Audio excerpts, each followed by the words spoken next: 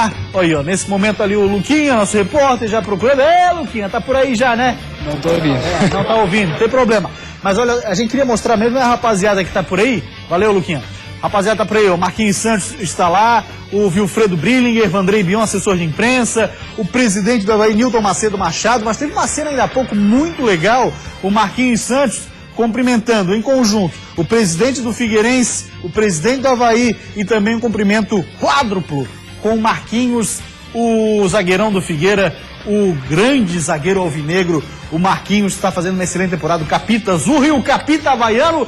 E o Jogo Aberto SC vai falar ao vivo de lá. É clássico pela paz, estamos todos juntos nessa, não tenha dúvida disso. Dá uma olhada nos destaques do programa de hoje que está sensacional. Marquinhos não se importa com um aperto de mão, ou a falta dele, né? Se quiser apertar minha mão, não, tudo bem. Só que a gente tem que se respeitar dentro de campo, coisa que a gente vem se respeitando. Reforços já treinam no Avaí.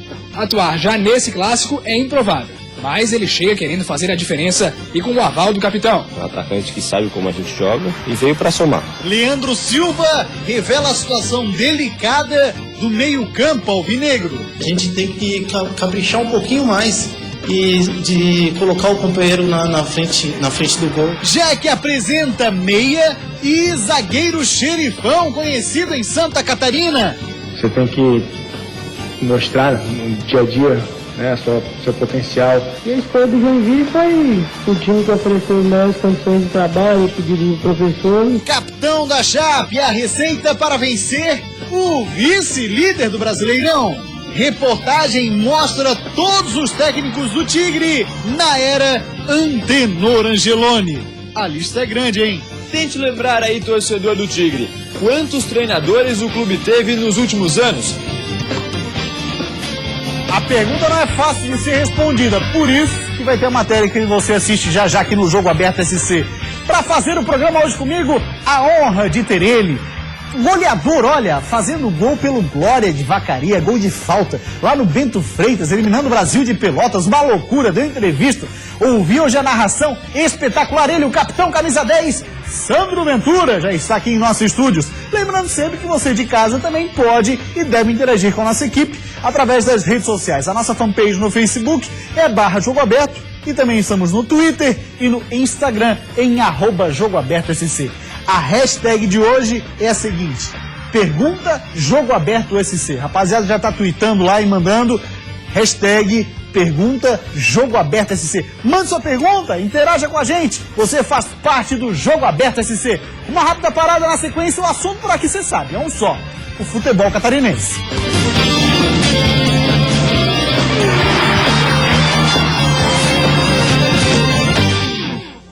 Jogo Aberto SC.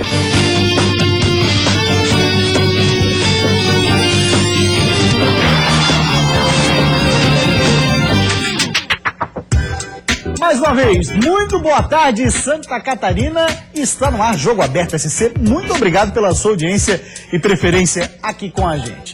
Já dá pra gente ir direto pra lá? Pois bem, vamos então direto lá para o Shopping Beira-Mar, onde está acontecendo um evento muito importante que o Jogo Aberto SC tem a honra de participar. Não é mesmo, Lucas Miranda? Conta pra gente. Boa tarde, amigo. É isso mesmo, muito boa tarde, Gustavo. Boa tarde a todos os amigos aí assistindo o Jogo Aberto SC.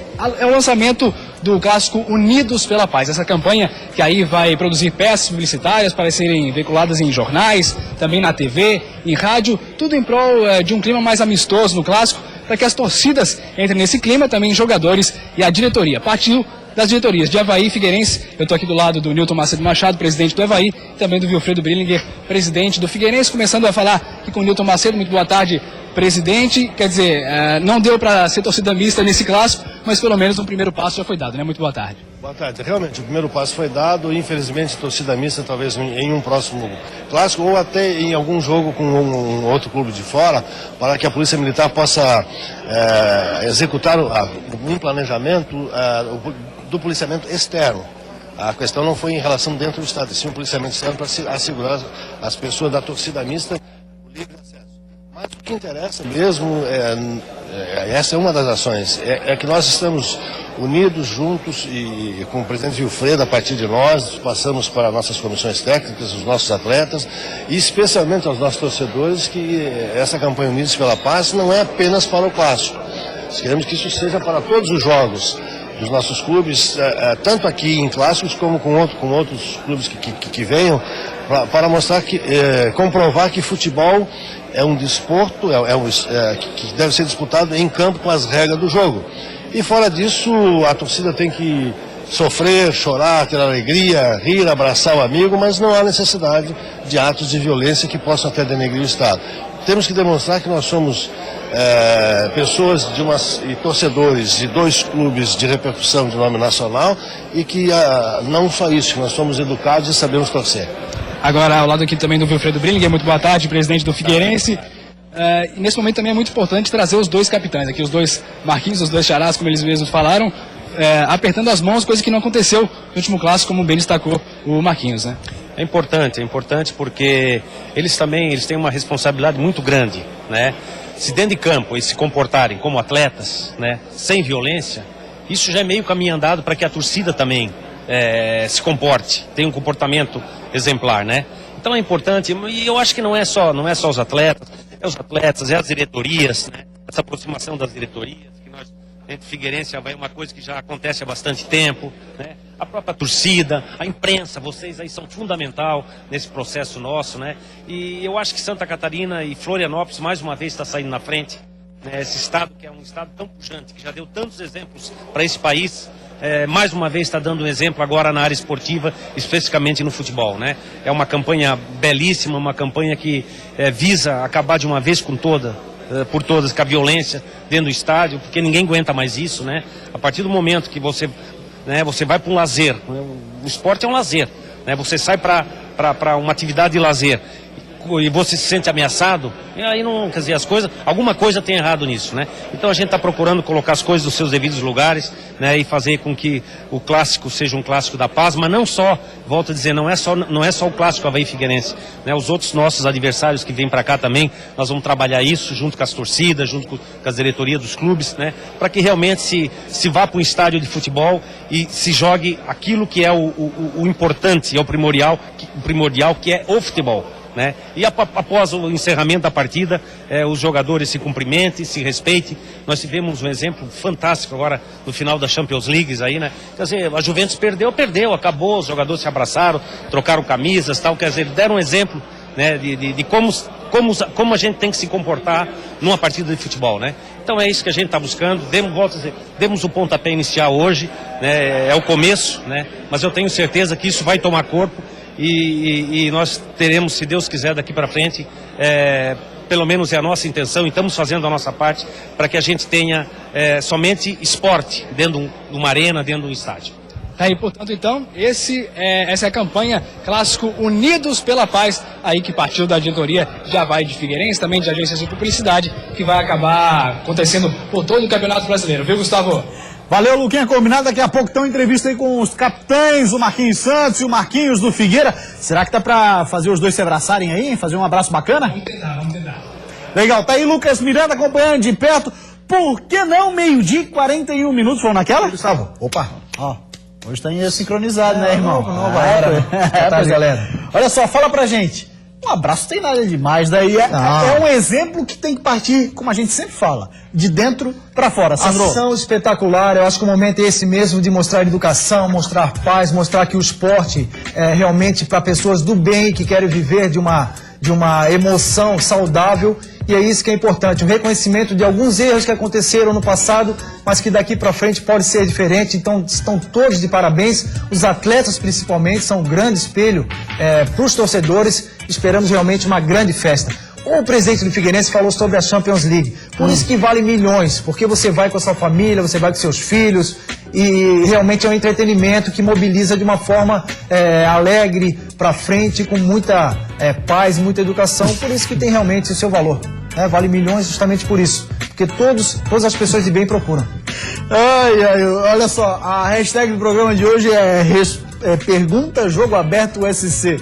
Alô, Miguel Debate, obrigado pela participação. Quem sabe um dia a gente bota aí uma legenda em inglês, fica bacana. Ademir Alisson, um abraço, amigo. Olha, o meio quilo jogou muito mais. É só pergunta interna aí, é só besteira. Santos ter sido eliminado na Copa do Brasil. Você acredita que o Avaí virá mordido para esse clássico de domingo? A pergunta do Michel Santos usando a hashtag Pergunta Jogo Aberto. Certamente. Grande abraço, Michel. Certamente, o Avaí vai vir tentando dar uma resposta dentro do campo, conseguir uma vitória para tirar aquele peso que ficou pela eliminação da Copa do Brasil. Mas são clássicos que, a partir do momento que a bola rola, esquece todo o passado, todo o futuro. É somente o momento do jogo e a vitória é fundamental para os dois. É claro que tudo pode acontecer depois do jogo. A gente sabe que existe aí um campeonato muito longo de regularidade e não é porque vai perder ou ganhar um clássico que você vai ter uma situação de conforto ou de desespero. Mas o clássico é sempre muito emocionante e a vitória, o momento é sempre muito emocionante para os torcedores, para os jogadores. Então certamente será um clássico eletrizante, independente daquilo tudo que aconteceu, principalmente na eliminação da Copa do Brasil. É outra história, é outra competição, mas a necessidade e o desejo de vencer é sempre muito grande. Hoje acontece o jogo 4 das finais da NBA e Fábio Leonardo perguntando, ganhasse no par ou ímpar, Gustavo? No auge, quem tu escolhes? LeBron ou Kobe Bryant? Kobe Bryant no auge, disparado. Os caras têm tempo pra cacete também, né? Quem tem mais vitória no clássico? Figueirense. O Figueirense. Inclusive não foi no teu período? Foi em 96. Essa virada? O Avaí esteve muito tempo, sempre na frente, em 96, 97, na época que eu tive a felicidade de jogar pelo Figueirense. O Figueirense conseguiu passar, depois o Avaí repassou. E aí agora o Figueirense tem o maior número de clássicos, maior número de vitórias. O Will pergunta o seguinte, qual time ganhou mais clássicos na ressacada? O Figueira? Vírus Alvinegro, valeu pela participação. Azia da Chape, olha a pergunta interessante. França e Eduardo Costa participam da campanha pela paz nos estádios e serão punidos pelos clubes? Olha, se não foram punidos, deveriam, mas as informações que a gente tem que foram punidos e participar dessa campanha seria espetacular. Já pensou? Importantíssimo. O França e o Eduardo Costa apertando a mão? Eu acho que é o grande momento. Mostra, acima de tudo, o tamanho da grandeza. Exatamente. Né? E o quanto você é homem, de assumir. Olha, eu errei, desculpa. Eduardo Costa vai lá, aperta a mão do França e vice-versa. É claro que cada um pensa de uma forma. Eu penso assim. Nós somos passíveis de erros, somos seres humanos. Agora, você reconhecer, ter a humildade de reconhecer e em público, pedir desculpas e pensar no novo momento, se esforçar para que as coisas aconteçam diferente, aí é grande valentia, a grande grandeza de um... A grande grandeza é boa, né? Aí está a grandeza de um ser humano justamente reconhecer e ir em busca de novos momentos e passar realmente a humildade para os outros. Eu acho que seria duas peças fundamentais, seriam. É como você muito bem disse, Sandro. Fazer o erro, né? Você comete o erro e tal. Pode cometer. Agora, a hombridade, a grandeza do ser humano está em reconhecer o erro publicamente. Isso eu acho fantástico. 12h45 minutos. Luquinha Miranda tá rolando por aí. Os capitães já estão com você? Isso mesmo, os capitães dos dois times, do meu lado o Marquinhos do Avaí e o Marquinhos do Figueirense, para falar também sobre esse clássico Unidos pela Paz, essa campanha aí que visa um clima mais amistoso entre as torcidas e também entre os jogadores, para jogar realmente só na bola. É isso mesmo, né, Marquinhos? Tem que começar de dentro de campo para também transmitir esse sentimento para a torcida. Com certeza, como eu falei antes, nós jogadores somos exemplos. Eu acho que tinha passado um pouquinho do limite já isso daí que vinha acontecendo dentro de campo, como foi frisado aí, não era da torcida que estava acontecendo, era de nós jogadores. Então eu acho que foi um papel muito importante que os dois presidentes tiveram. Então agora domingo aí, não deixar só da boca para fora e chegar lá dentro, simplesmente jogar futebol, que é o que a gente tem que fazer lá dentro. E aí, Marquinhos, é isso mesmo? Como a gente vinha conversando já ontem, o sangue ali dentro ferve bastante, mas tem como se controlar também para poder passar esse sentimento para a torcida? Tem como se controlar, até porque se for perguntar para o Marquinhos, a gente tem quase 1000 jogos como profissional. Então a gente é contratado para jogar futebol. E estava extrapolou os limites, né, do esporte. E cabe a gente dar um basta nisso, de dentro de campo para fora, até porque as torcidas vão para o estádio e estão dando show. Tanto o jogo na ressacada como no Scarpelli foram dois espetáculos que eles fizeram e a gente deu um mau exemplo. Então cabe a gente tomar essa atitude, dar um basta nisso e entrar para o domingo fazer uma grande festa. O torcedor indo dentro de campo, cada um defendeu o seu símbolo, o seu pão e que vença o melhor. Vou pedir então para vocês dois fazerem um aperto de mão mais uma vez aqui, só para a gente mostrar que realmente está selada a paz para esse clássico. Voltamos aí ao estúdio, Gustavo. Valeu, Luquinha, registrado então com os capitães, a fera Marquinhos Santos, a outra fera Marquinhos, o capitão do Figueira. A gente vai para uma rápida parada depois do intervalo. Assunto segue sendo o clássico e muito mais sobre o futebol catarinense.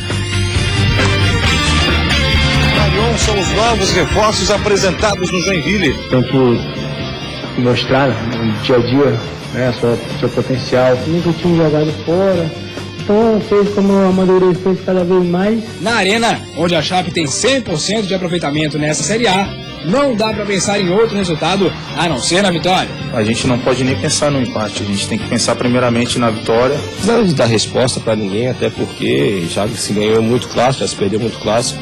Então a gente tem que fazer um bom jogo e conquistar um resultado positivo independente do que aconteceu no passado. Que a gente tem que passar tranquilidade para a torcida e é isso que a gente vai fazer. A gente vai entrar tranquilo e focar o máximo no jogo. Tente lembrar aí, torcedor do Tigre, quantos treinadores o clube teve nos últimos anos? Fica difícil lembrar, né? Todos os times de Santa Catarina num só programa. Isso é Jogo Aberto SC.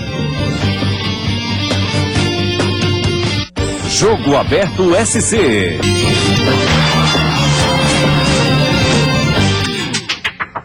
Meio-dia e 51, voltamos com o Jogo Aberto SC, seguimos falando de Série A. O Joinville apresentou 2 reforços, um muito conhecido aqui em Santa Catarina. Com apenas um ponto conquistado e na lanterna do Campeonato Brasileiro, o Joinville vive um momento de reestruturação da equipe. Hoje o clube anunciou uma nova parceria. Uma empresa vai oferecer suplementos alimentares para todo o elenco durante um ano. A parceria inclui ainda um investimento de R$100 mil que vão ser usados na modernização da academia, que fica no centro de treinamentos. O reforço não foi só na alimentação do elenco. A diretoria do Joinville apresentou mais 2 jogadores. São os primeiros contratados na era Adilson Batista. O zagueiro catarinense Douglas Silva, que estava no Vasco, rescindiu o contrato com o time e assinou até o fim do ano que vem com o Joinville. Aos 31 anos, esta vai ser a 4ª vez que ele vai trabalhar com Adilson Batista. Eu já conheço o jeito do Adilson, o jeito de falar, o jeito de treinar, o que ele gosta que faça. Eu acho que sair na frente dos outros jogadores, eu acho que não. Acho que você tem que mostrar no dia a dia, né, seu potencial. O outro jogador é Marion, que pertence ao Atlético Mineiro, mas estava no futebol árabe. Ele vem com a responsabilidade de melhorar o aproveitamento do ataque tricolor. Como precisa esperar a janela de transferência internacional abrir, o atacante vai ter que esperar e só deve estrear no mês que vem. Nunca tinha jogado fora, então fez como amadurecer cada vez mais. E a escolha do Joinville foi o time que ofereceu as melhores condições de trabalho, o pedido do professor, então isso me interessou para mim poder vir para cá. Com a chegada de novos jogadores, o clube também prepara uma lista de dispensa. O primeiro a sair oficialmente é o lateral Wellington Saci, que tinha contrato até o fim do ano, mas sequer foi utilizado na Série A do Campeonato Brasileiro. Novas dispensas devem ser anunciadas em breve. O Adilson pediu 10 dias, 2 semanas para avaliar o grupo. E ele vai ter essa condição. Ele não vai emitir uma opinião enquanto não passar esse prazo. Muito bem, tá falado, senhor presidente Nereu Martinelli. Vou repassar para o Sandro Ventura. Sim. A pergunta que chegou através da hashtag no Twitter, pergunta Jogo Aberto SC. O Emanuel, ele pergunta para você o seguinte, Sandro. O Joinville pode fazer uma boa campanha nesse Brasileirão ainda? Pode fazer sim, Emanuel. Um grande abraço. O Joinville vem se reforçando. São jogadores que estão chegando agora realmente para dar mais qualidade. Vai passar por uma reformulação no plantel. Isso é natural sempre que há um treinador novo. Agora, a confiança, a convicção daquilo que foi feito durante todo esse tempo na conquista da Série B, na conquista do estadual, que ainda está sobre julgamento. Tudo isso que foi feito não pode ser esquecido. O trabalho principalmente do Emerson Maria. Então não é porque iniciou o Campeonato Brasileiro, que é muito difícil, de uma forma ruim, que tudo que foi feito até hoje é errado. O Joinville sempre teve uma equipe muito boa, o que acontece é que subiu o nível dos adversários, e aí precisa se encaixar dentro dessa proposta aí de Campeonato Brasileiro de Série A, com talvez um pouco mais de entrega, um pouco mais de estratégia para jogar uma competição diferente. Agora, a confiança vem com uma vitória simples, as coisas começam ao natural surgir de uma forma tranquila. O próximo adversário é o Sport, está invicto, uma hora vai perder. Por que não? Lá na Ilha do Retiro, sim, diante do Joinville, né? Tomara que seja assim. E agora vamos de Chapecoense, porque o capitão do time, Rafa Lima, tem o segredo para vencer o São Paulo, viu, Sandro? Esse é fera. Vamos acompanhar então. O desafio é difícil, mas não impossível. Vencer o atual segundo colocado, o poderoso São Paulo. Mas se depender de Rafael Lima, na Arena, onde a Chape tem 100% de aproveitamento nessa Série A, não dá para pensar em outro resultado a não ser na vitória. Cara, a gente não pode nem pensar no empate, a gente tem que pensar primeiramente na vitória. Às vezes as circunstâncias do jogo vão levar para outro resultado, mas o primeiro pensamento do grupo vai ser com certeza a vitória, para que a gente possa estar somando mais 3 pontos na tabela.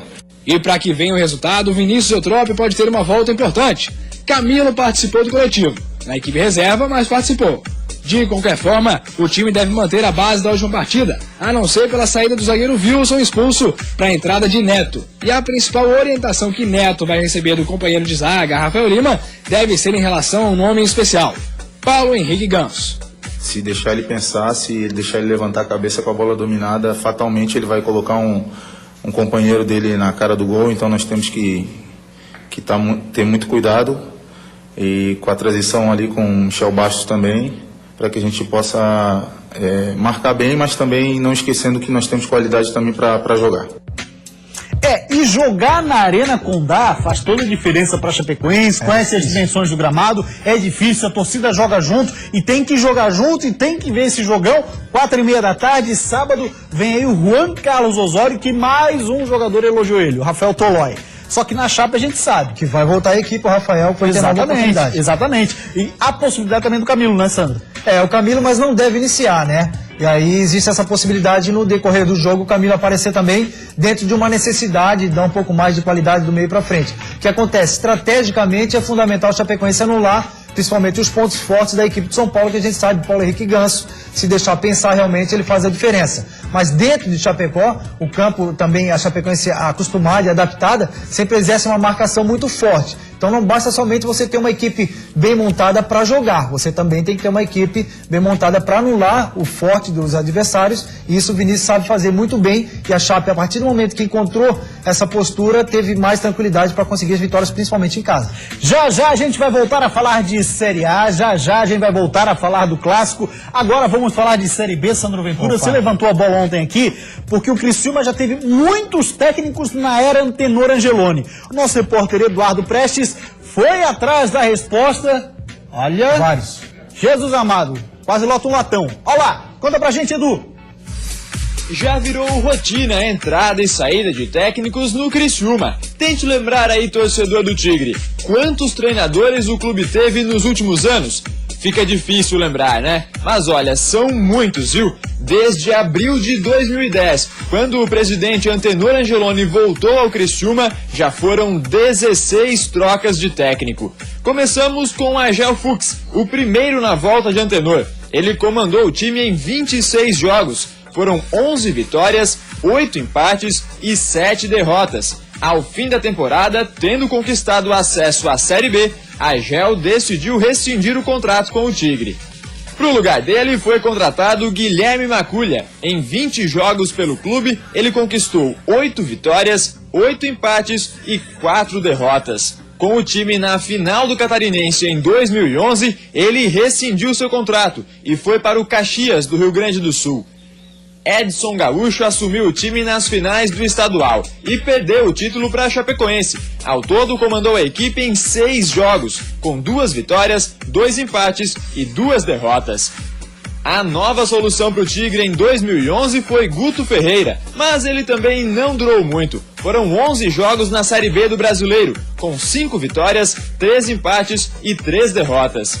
Quem assumiu na sequência foi Mauro Fernandes, que também ficou pouco tempo no cargo. Em 9 jogos, ele teve 3 vitórias, 2 empates e 4 derrotas, e acabou pedindo demissão. O quinto técnico do Tigre em 2011 foi Márcio Goiano. Ele comandou o Tigre no restante da Série B daquele ano e no início do Catarinense de 2012. Foram ao todo 21 jogos, com 6 vitórias, 7 empates e 8 derrotas, até ser demitido. Silvio Criciúma, funcionário do clube na época, assumiu o comando do time no estadual e na Copa do Brasil. Em 14 jogos, conquistou 7 vitórias, 1 empate e 6 derrotas. Para a disputa da Série B, o Criciúma contratou Paulo Comelli e ele foi disparado o que mais tempo ficou no comando do clube. Permaneceu à frente da equipe durante todo o campeonato e conquistou o acesso à Série A. De contrato renovado, começou a disputa do Catarinense em 2013, mas acabou demitido na 9ª rodada. Ao todo, comandou o time em 47 jogos, com 25 vitórias, 9 empates e 13 derrotas. Pro lugar dele, quem chegou foi Osvaldo Alvarez, o Vadão. Ele esteve à frente do clube em 36 jogos, conquistando 13 vitórias, 10 empates e sofrendo 13 derrotas. Depois da demissão de Vadão, mais uma vez Silvio Criciúma foi efetivado no cargo e novamente durou pouco. Foram apenas 8 jogos, com 3 vitórias, 1 empate e 4 derrotas. Com o Tigre perto do rebaixamento, a Gel Fux foi contratada em setembro daquele ano. Em 15 jogos pela Série A, o time somou 6 vitórias, 4 empates e 5 derrotas e garantiu a permanência na elite do futebol brasileiro. No entanto, a Gel não teve seu contrato renovado e deixou o clube. Ricardo Drubski foi contratado para comandar o time em 2014. Depois de 7 jogos com 3 vitórias, 3 empates e 1 derrota, Drubski foi demitido pelo Criciúma. Para a vaga dele, Caio Júnior foi o escolhido. Cercado de expectativas por ser um dos grandes técnicos do futebol brasileiro, ele mal teve tempo de trabalhar no sul do estado. Acabou demitido após 10 jogos, tendo conquistado 3 vitórias, 1 empate e sofrido 6 derrotas. O substituto de Caio Júnior foi Wagner Lopes, uma aposta da diretoria. Entre Série A do Brasileiro e Copa do Brasil, ele comandou o Criciúma em 17 jogos. Com um retrospecto de 4 vitórias, 6 empates e 7 derrotas, ele também não suportou a pressão e acabou demitido. Gilmar Dalpozo entrou no lugar dele e era visto como a solução para os problemas do Tigre. Com a tarefa de evitar o rebaixamento à Série B, ele disputou 13 jogos e teve 3 vitórias, 4 empates e 6 derrotas. Para o lugar de Dalpozo, Toninho Cecílio chegou ao Heriberto Wilson. Com 7 jogos para o fim do Brasileiro, o Criciúma precisava praticamente de um milagre para se salvar do rebaixamento. Vai precisar ter margem de erro muito próxima de zero, mas a palavra milagre, milagreiro, eu acho que realmente eu não gostaria, né? Como a margem de erro tinha que ser quase zero, as 4 derrotas nos 4 jogos em que comandou o Tigre acabaram com as chances de permanência na elite e também com o emprego de Toninho Cecílio.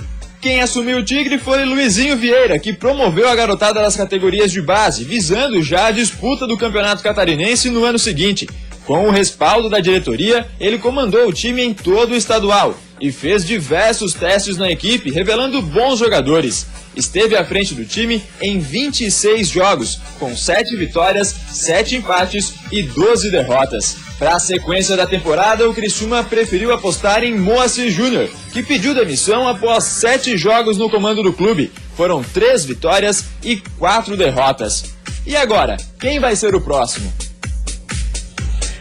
Meu pai do céu, o negócio em Criciúma é o seguinte: a fila anda, Sandro Ventura. Faltou o Guardiola e o Van Gaal.